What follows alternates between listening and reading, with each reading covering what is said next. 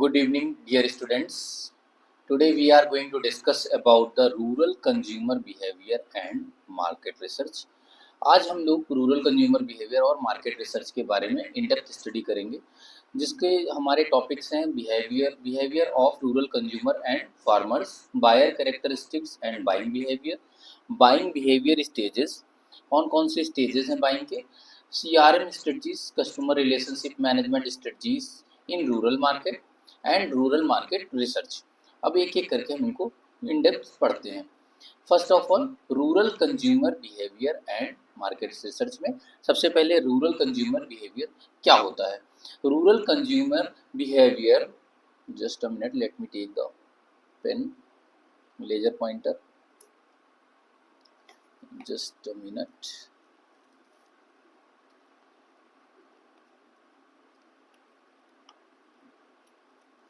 Right, ये हमारा क्या होता है rural consumer behaviour. Consumer behaviour is the study of individuals make decision to spend their available resources.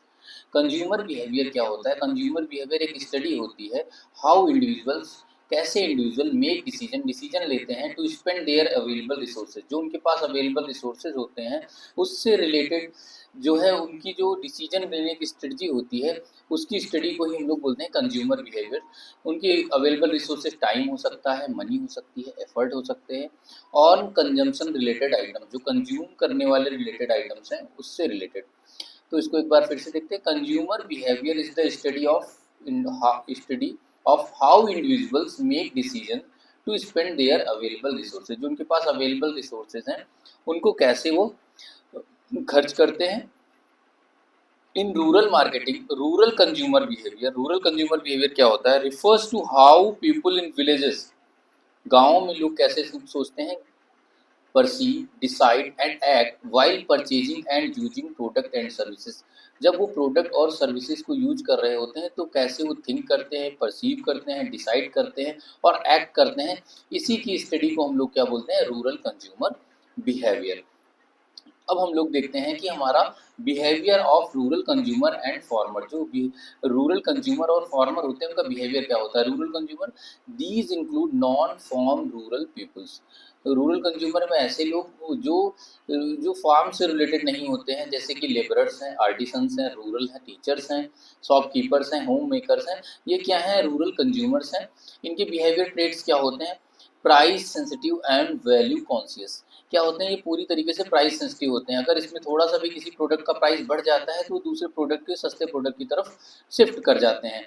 Influenced by local influencer and word of mouth, ये local influencer से influence हो जाते हैं और माउथ पब्लिसिटी इनको बहुत अफेक्ट करती है, इन्फ्लुएंस करती है परचेजिंग करने के समय।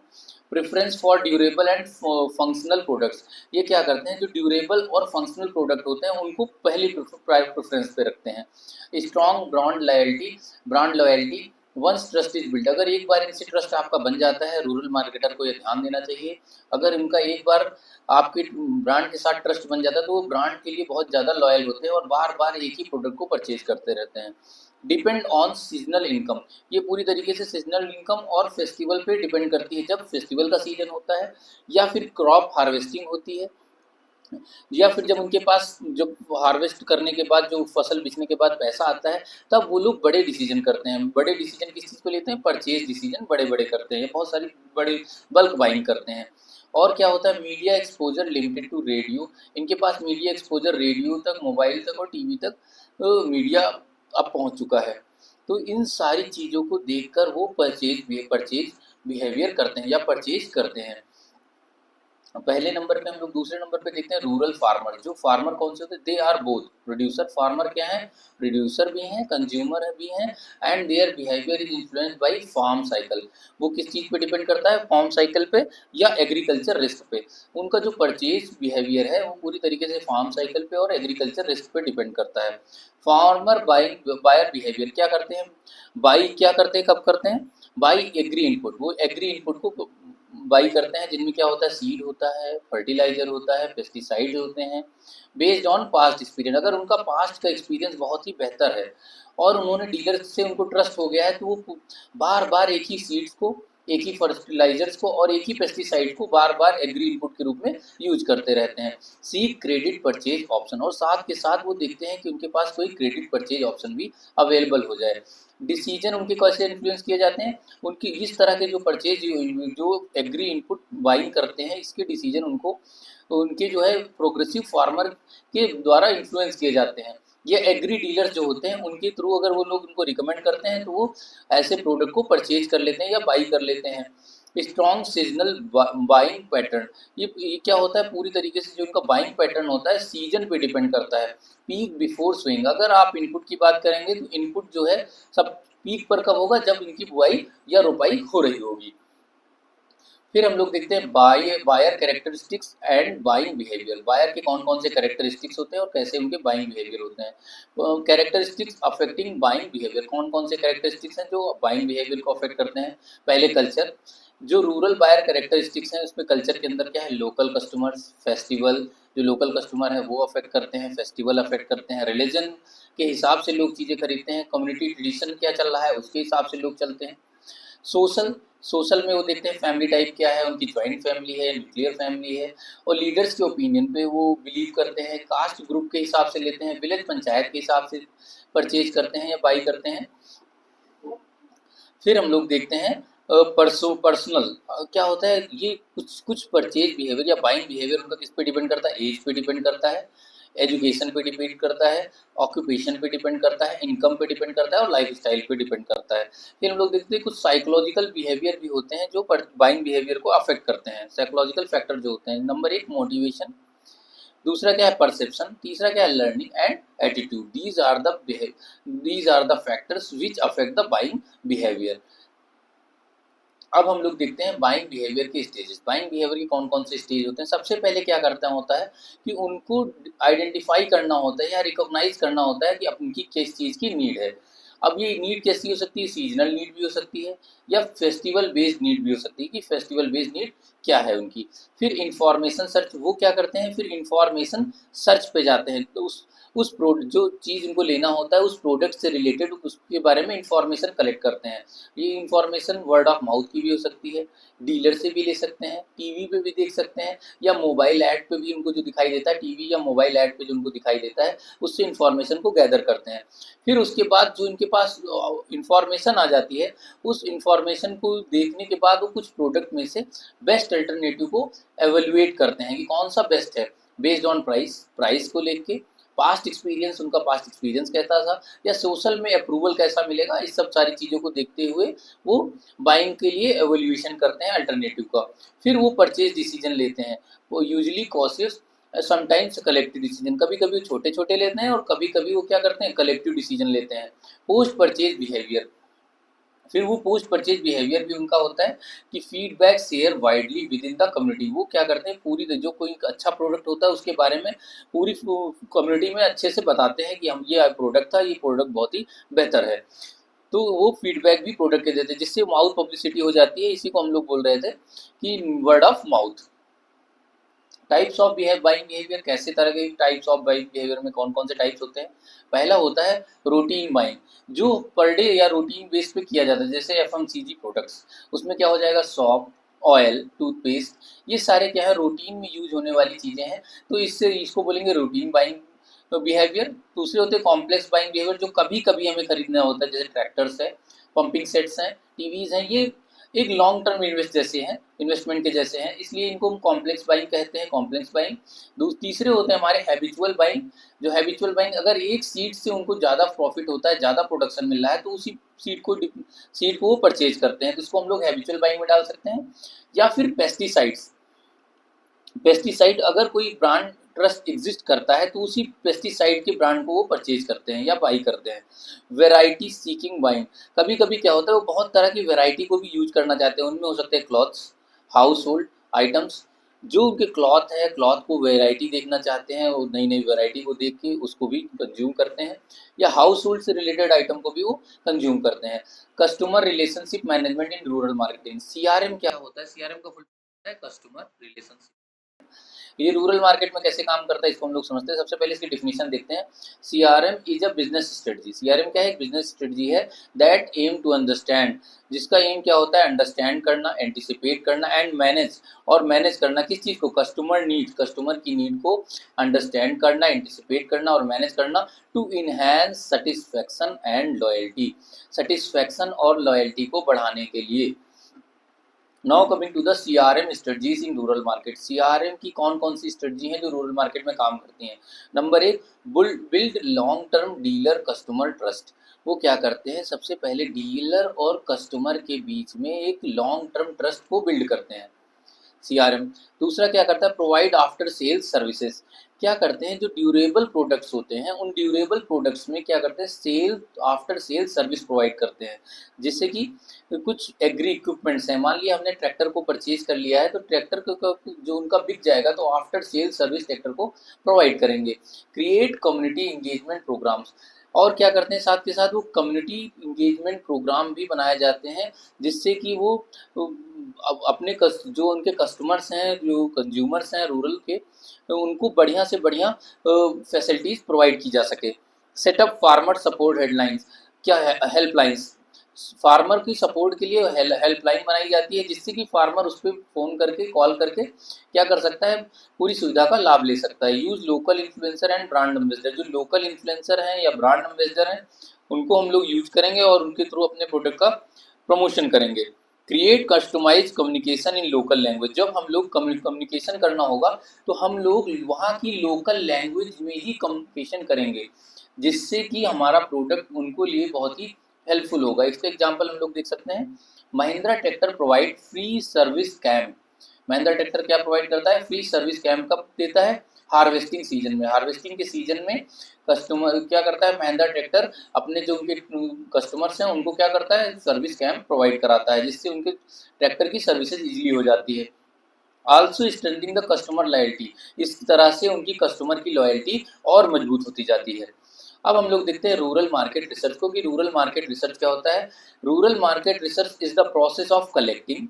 रूरल मार्केट रिसर्च एक प्रोसेस होता है कलेक्ट करने का, एनालाइज करने का, इंटरप्रेट करने का, डेटा को कलेक्ट करने का, एनालाइज करने का, इंटरप्रेट करने का अबाउट द रूरल कंज्यूमर्स को, के डेटा को एनालाइज करना, कलेक्ट करना और इंटरप्रेट करना, वहाँ के कंपटीटर के डेटा को एनालाइज और कलेक्ट, एनालाइज एंड इंटरप्रेट करना, and the market to support decision, जिसकी वजह से वो सपोर्ट डिसीजन ले सकें। अब हम लोग मार्केट रिसर्च को धीरे धीरे करके समझते हैं। Challenges in rural market research. जो रूरल मार्केट में कौन कौन से रिसर्च सबसे बड़े चैलेंजेस होते हैं? Scattered population. जो पॉपुलेशन होती है अलग अलग दूर दूर के गाँव में रहती है, जिसकी वजह से पॉपुलेशन बहुत स्कैटर्ड होती है, just because of remote location. Low literacy level, क्या होता है कि उनका लिटरेसी लेवल बहुत कम होता है। लैक ऑफ स्ट्रक्चर डाटा, जिसकी वजह से स्ट्रक्चर डाटा बहुत ही कम होता है। लैंग्वेज एंड कल्चरल डाइवर्सिटी, वहाँ पे क्या होती है? लैंग्वेज बहुत ज़्यादा अलग वेरी करती है, और वहाँ की गांव रूरल एरिया की कल्चरल डाइवर्सिटी बहुत ही हर विलेज की अलग अलग होती है। डिफ़िकल्टी टू फेस सर्वे, अगर हम फेस टू फेस सर्वे करने जा रहे हैं तो वहाँ पे भी हमें डिफ़िकल्टी फेस करनी पड़ सकती है। अब अगर हम रूरल मार्केट रिसर्च को देखें तो उसके लिए कौन कौन से टूल एंड टेक्निक्स हैं। पहला है हमारा प्राइमरी रिसर्च। प्राइमरी रिसर्च में हम लोग सर्वे कर सकते हैं, फोकस ग्रुप देख सकते हैं, फील्ड ऑब्जर्वेशन देख सकते हैं। सेकेंडरी डेटा के लिए हम लोग जाएँ तो सेंसस को ले सकते हैं, नाबार्ड की रिपोर्ट को देख सकते हैं, एनएसएसओ की वेबसाइट पर जाके देख सकते हैं। एग्री डिपार्टमेंट के डेटा उठाकर हम लोग रिसर्च कर सकते हैं।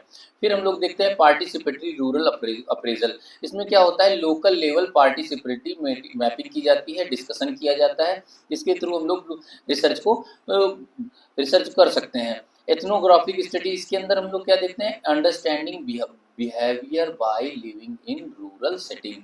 हम लोग रूरल मार्केट में रहते हैं और वहाँ के बिहेवियर को समझते हैं। मोबाइल एंड डिजिटल सर्वे, इसके थ्रू हम लोग क्या use phone based tools and mobile apps. हम लोग मोबाइल फ़ोन बेस्ड टूल्स और एप्लीकेशन को यूज करके वहाँ का रिसर्च करते हैं।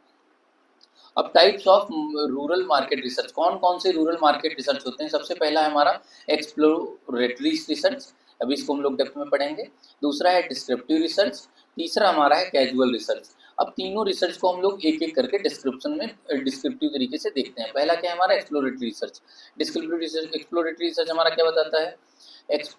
एक्सप्लोरेटरी रिसर्च इज कंडक्टेड कब किया जाता है? When a problem is not clearly defined. जब कोई एक प्रॉब्लम क्लियरली डिफाइन नहीं होती तब हम लोग एक्सप्लोरेटरी रिसर्च करते हैं। It aims to gather preliminary insight. इसका एम क्या होता है? प्रिलिमिनरी इंसाइट को गैदर करना, to help understand a situation, एक सिचुएशन को समझने के लिए, फ्रॉम अ फॉर हाइपोथेसिस और प्लान फर्दर रिसर्च। इससे हम लोग क्या करते हैं? हाइपोथेसिस डेवलप करते हैं और फर्दर रिसर्च के लिए प्लान करते हैं। इसका पर्पज क्या होता है पहले हम देखते हैं। To explore new ideas or unknown problems. इस रिसर्च का, एक्सप्लोरेटरी रिसर्च का पहला पर्पज होता है टू एक्सप्लोर न्यू आइडिया, नई आइडिया को एक्सप्लोर करना और अननोन प्रॉब्लम को समझना। दूसरा है to gain deeper understanding, deeper understanding को, कंज्यूमर बिहेवियर की डीपर अंडरस्टैंडिंग को समझना। To identify possible variables or issues worth studying later, हमें उनके पास पॉसिबल वेरिएबल्स को और इशू को समझना या आइडेंटिफाई करना जिसको हम लोग फ्यूचर में स्टडी कर सकें।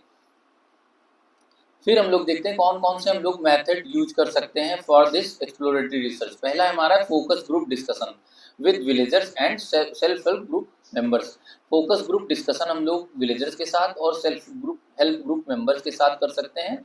दूसरा है इन डेप्थ इंटरव्यू हम कर सकते हैं फार्मर का, रिटेलर का, ओपिनियन लीडर का। ऑब्जर्वेशन हम ले सकते हैं किसकी? ऑफ कंज्यूमर बिहेवियर के ऑब्जर्वेशन ले सकते हैं इन रूरल हार्ट्स और मंडीज में और रूरल हार्ट्स में। साथ के साथ हम लोग वहाँ की केस स्टडीज भी स्टडी कर सकते हैं फॉर द एक्सप्लोरेटरी रिसर्च। अब एक्सप्लोरेटरी रिसर्च को हम लोग एग्जाम्पल से देखते हैं। A company want to introduce, company क्या चाहती है? To introduce a new agri tool, एक नया एग्री टूल इंट्रोड्यूस करना चाहती है, but does not know rural farmers attitude toward technology. लेकिन क्या है कि वो कंपनी ये नहीं जानती है कि फार्मर का एटीट्यूड क्या है उस टेक्नोलॉजी के लिए। It conducted interview in 5 villages. इसलिए उस कंपनी ने क्या किया? 5 इंटरव्यू कंडक्ट कराए 5 अलग अलग विलेजेस में, टू एक्सप्लोर देयर परसेप्शन, उनके परसेप्शन को समझने के लिए, उनके फियर को हटाने के लिए और उनके एक्सपेक्टेशन को मीट करने के लिए ऐसा कुछ किया जिसकी वजह से उनका जो है क्या हो गया कि बहुत बढ़िया रिसर्च हो गया और उस प्रोडक्ट को वहाँ पे लॉन्च कर सकते हैं। अब हम लोग देखते हैं दूसरा है हमारा descriptive research. Descriptive research is use to describe characteristics.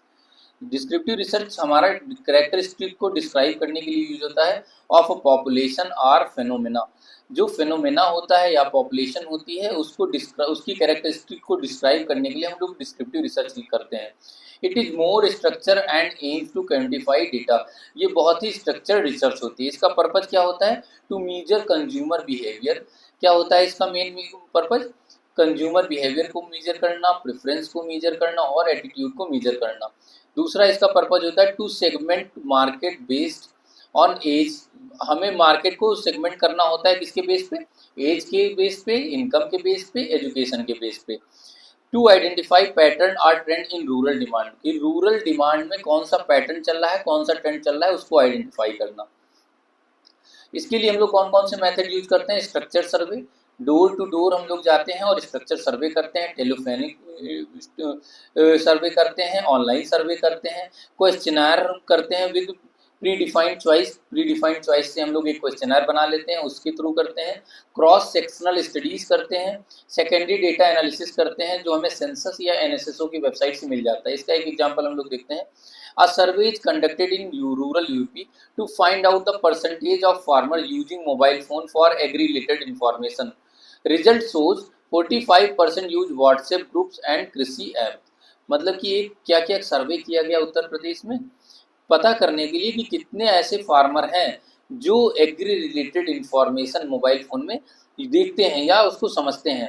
तो हमें रिजल्ट हमें ये फाइंड आउट हुआ कि 45% जो हमारे जो रूरल एरिया के फार्मर्स हैं वो व्हाट्सएप ग्रुप और कृषि ऐप्स को यूज करते हैं। किसके लिए? फार्मिंग से रिलेटेड चीज़ों को जानने के लिए। अब लास्ट वन हमारा है एक्सपेरिमेंटल रिसर्च, इसको हम लोग बोलते हैं काजल रिसर्च या cause effect research.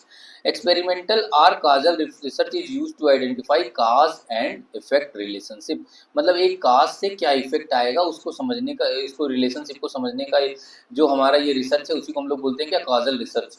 It help to determine how one variable affect another, ये हमें हेल्प करता है डिटरमाइन करने के लिए कि एक वेरिएबल कैसे दूसरे वेरिएबल को अफेक्ट करता है। जैसे कि प्राइस बढ़ने से क्या उसके सेल्स में कोई इफेक्ट पड़ेगा, या प्राइस के घटने से क्या उसके सेल्स बढ़ जाएंगी, या किसी भी प्रोडक्ट का एडवर्टाइज करने से उसकी सेल्स बढ़ जा रही है, क्या उसका एडवर्टाइजमेंट करने से ब्रांड के इफेक्ट पे कुछ इफेक्ट पड़ रहा है।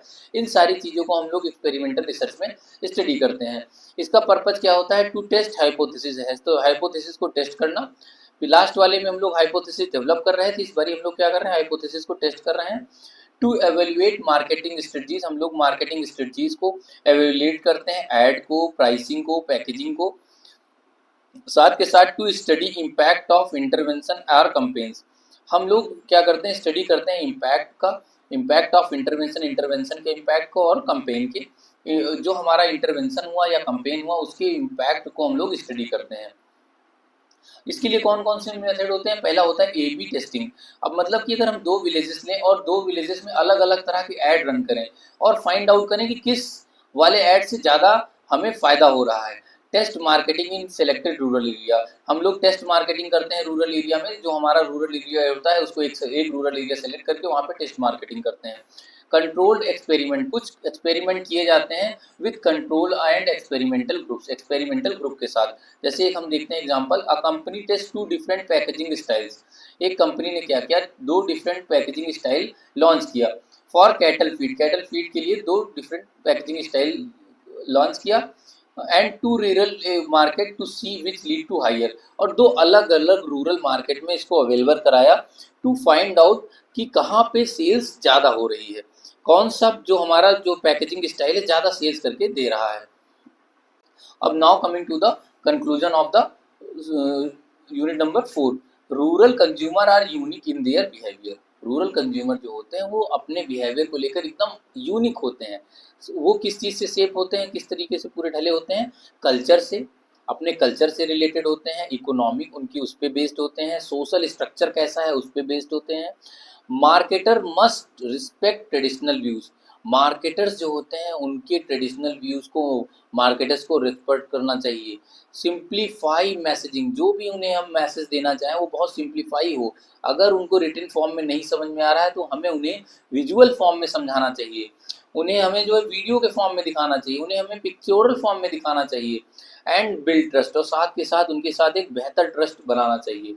CRM and market research are critical pillars, जो customer relationship management and market research जो है क्रिटिकल पिलर्स हैं फॉर सक्सेसफुल रूरल मार्केटिंग। अगर हमें सक्सेसफुल रूरल मार्केटिंग करना है तो उसके लिए CRM और मार्केट रिसर्च बहुत ही इंपॉर्टेंट पिलर्स हैं। Thank you for the class, we will meet again.